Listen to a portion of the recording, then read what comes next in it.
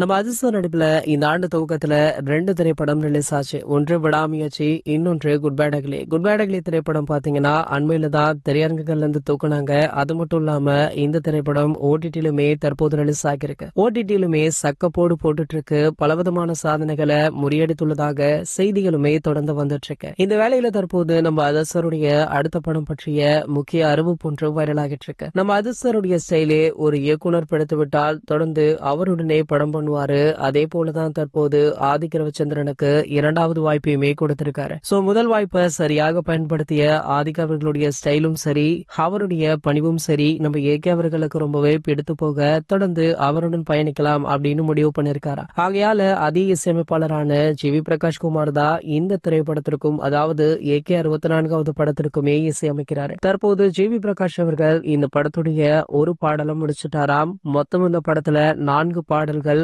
3 BGM அப்படின்னுமே சொல்லப்படுது. ஒரு பக்கம் நம்ம ஆதிக் ரவிச்சந்திரன் முதற்கட்ட வேலைகள்ல படம் பிஸியாக இருந்துட்டு இருக்காரு. நம்ம ஏகே அவர்களோ இதை பற்றியெல்லாம் கவலைப்படாம செம்ம கூலாக அவருடைய பேஷனை நோக்கி நகர்ந்துட்டு இருக்காரு. அதாவது இத்தாலியில நடைபெறவுள்ள அடுத்த கார் பந்தயத்திற்கு தயாராகிட்டு இருக்காரு. இந்த படத்துடைய படப்பிடிப்பு இன்னும் 2 மாதத்துல ஸ்டார்ட் ஆக இருக்கு. ஏகே அவர்கள் கார் பந்தயத்தை முடித்த கையோடு இந்த படப்பிடிப்பு ஆரம்பமாக உள்ளதாக படக்குழு தரப்புல இருந்து தகவலுமே கிடைச்சிருக்கு. இது போன்ற சினிமா செய்திகளை பத்தி நீங்க உடனே தெரிஞ்சுக்க நம்மளுடைய சேனலை மறக்காம சப்ஸ்கிரைப் பண்ணிக்கோங்க.